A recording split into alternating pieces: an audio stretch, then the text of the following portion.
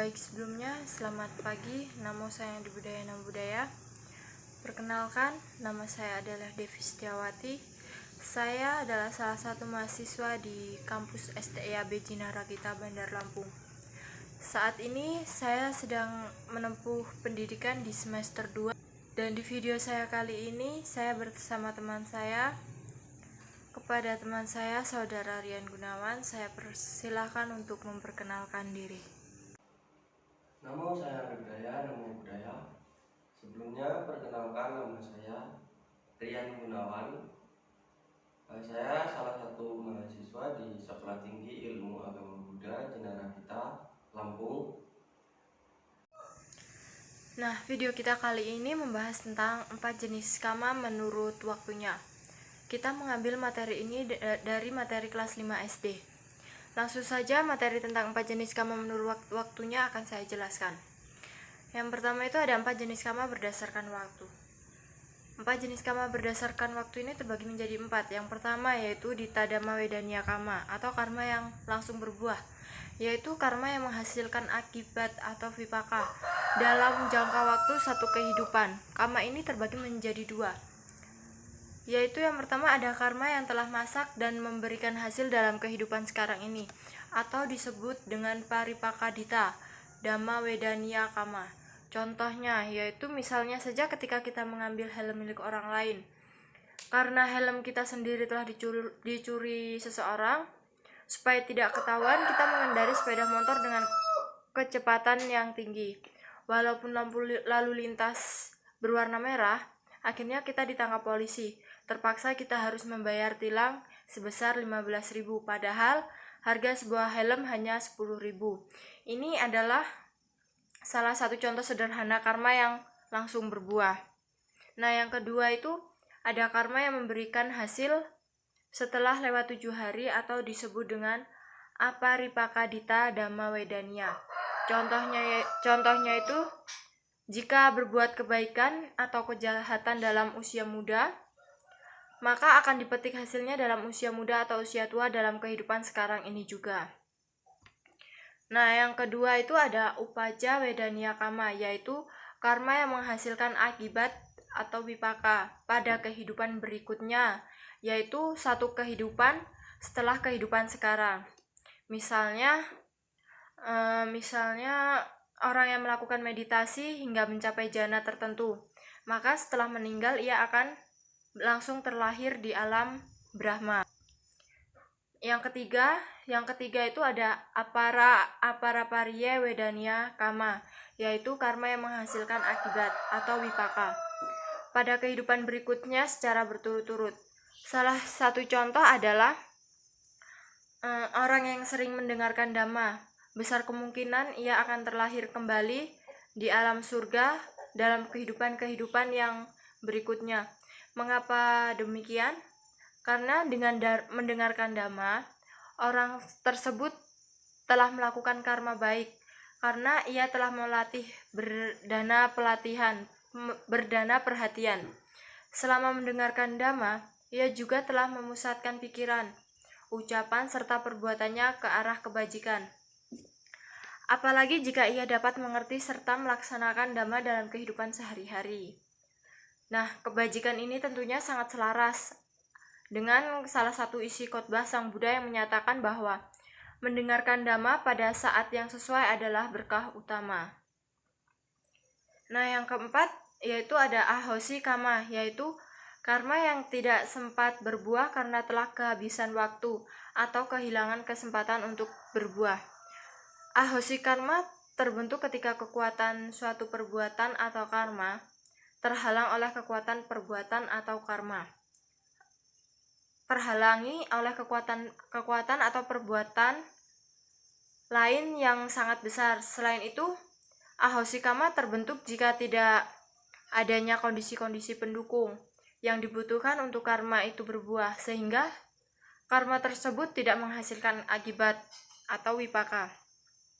Sering orang mengatakan bahwa tercapainya nibbana atau nirwana adalah ketika karma baik dan karma buruknya telah habis.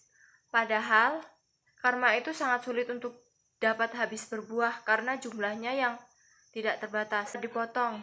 Kita dapat merasakan buah karma apabila kita masih mempunyai badan dan batin. Artinya itu, kita masih hidup setelah dilahirkan apabila kita tidak dilahirkan kembali. Maka kesempatan untuk merasakan buah karma baik maupun buruk sudah tidak ada lagi. Dengan demikian, ada berbagai karma yang tidak sempat berbuah.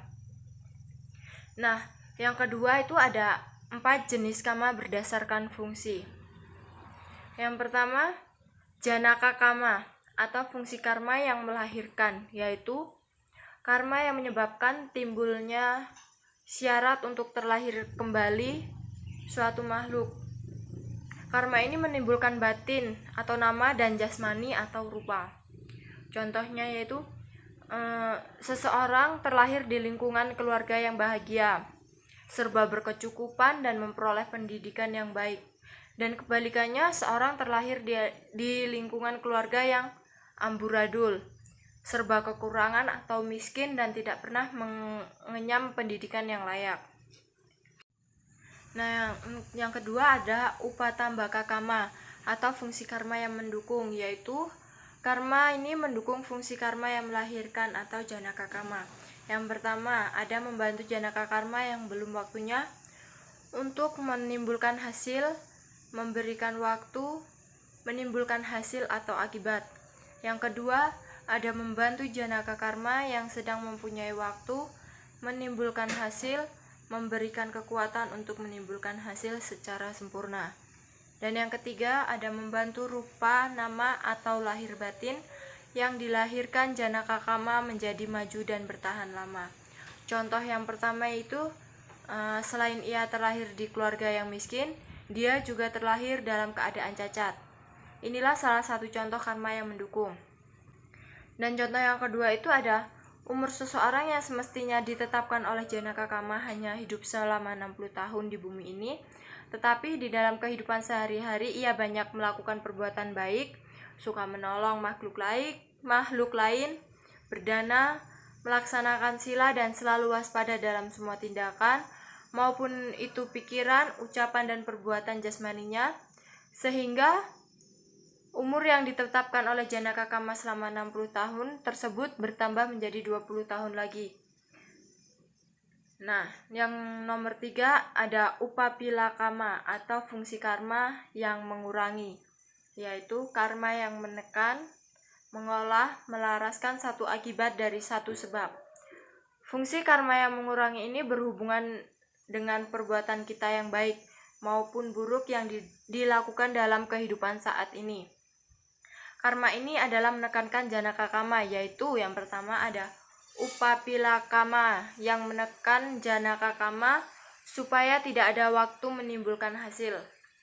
Yang kedua ada upapila karma yang menekan janaka karma yang mempunyai waktu menimbulkan hasil supaya mempunyai kekuatan menurun.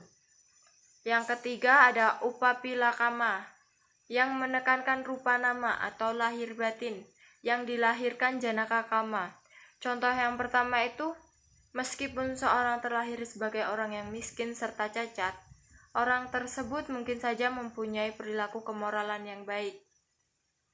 Contoh yang kedua, ada budi seorang narapidana yang divonis 10 tahun hukuman penjara, namun dalam kesehariannya ia sering menunjukkan tabiat atau baik, rajin bekerja, maka budi mendapatkan keringanan hukuman menjadi 7 tahun saja.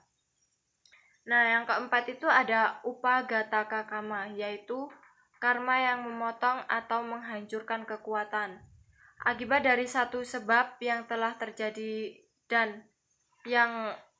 terjadi dan sebaliknya menyuburkan berkembangnya karma baru. Yang pertama itu ada walaupun orang itu cacat tubuhnya, karena perilaku kemoralannya baik, ucapan serta tingkah lakunya juga baik, maka mungkin saja ada orang yang simpati kepadanya.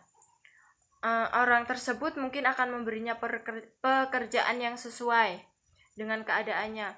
Inilah salah satu contoh karma yang memotong, artinya bertentangan atau memotong buah karma yang sedang berlangsung atau buah karma yang sedang dialaminya.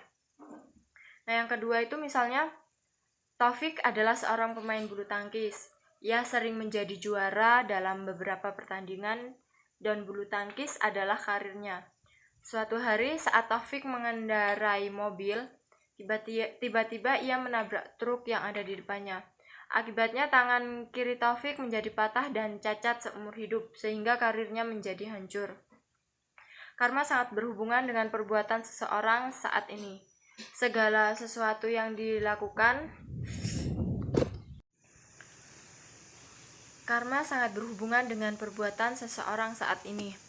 Segala sesuatu yang dilakukan pada saat ini akan menentukan buah karma di masa depan. Dengan demikian, karma bukanlah nasib yang tidak bisa diubah. Karma masih dapat diperbaiki dan diubah dengan melakukan berbagai karma atau perbuatan yang lain. Jadi, perbuatan saat inilah yang paling penting. Nah, selanjutnya akan dilanjutkan oleh teman saya. Saya di sini akan mencoba melanjutkan pembahasan yang tadi sempat dijelaskan oleh saudari Devi, yaitu ada 4 jenis karma berdasarkan sifatnya. Untuk yang pertama ada garuka kama, yaitu karma berat yang memiliki kualitas kekuatan yang besar yang mampu menimbulkan hasil dalam waktu satu kehidupan atau kehidupan kedua, dan kekuatan karma lain tidak mampu mencegahnya. Garuka kama ini terdiri dari 2 jenis, yaitu yang pertama akusala garuka kama, adalah perbuatan buruk atau jahat yang berat. Yang disebut akusala garuka kama atau perbuatan jahat yang berat adalah niyata micadaditi kama, atau perbuatan pandangan salah yang pasti. Dan pancanantariya kama atau 5 perbuatan duka, yaitu membunuh ibu, membunuh ayah, membunuh arahat, melukai seorang Buddha, dan memecah belah sangha. Apabila seseorang melakukan salah satu atau lebih dari kelima perbuatan buruk tersebut, maka setelah meninggal dunia, orang tersebut langsung terlahir di alam neraka awiji atau alam yang menyedihkan, yaitu alam neraka, alam setan, alam binatang, dan alam asura. Akusala garuka kama juga disebut dengan anantariya kama karena dampaknya masih dapat dirasakan di kehidupan selanjutnya. Contoh, Dewadatta yang telah melukai kaki guru Buddha dan memecah belah sangha dilahirkan kembali di alam neraka awiji. Dan Raja Ajata I yang membunuh ayahnya, yaitu Raja Bimbisara, tidak dapat meraih kesucian Sotapanna atau tingkat kesucian pertama karena kekuatan besar dari akusala garuka kama tersebut. Untuk yang kedua, akusala garuka kama adalah perbuatan baik yang berat. Yang disebut kusala garuka kama adalah hasil dari melaksanakan samatha bhavana atau meditasi ketenangan batin, sehingga mencapai rupa jana 4 dan arupa jana 4 atau disebut jana 8. Akibatnya pun lebih cepat daripada tingkat batin yang lainnya. Akibat dari melakukan kusala garuka kama adalah tumimba lahir di alam Brahma. Kama jenis ini juga terjadi untuk mereka yang telah melatih meditasi pengembangan kesadaran sehingga mencapai kebijaksanaan atau mencapai nibbana. Dengan tercapainya nibbana, maka ia sudah tidak akan terlahir kembali di alam manapun juga setelah ia meninggal di kehidupan ini.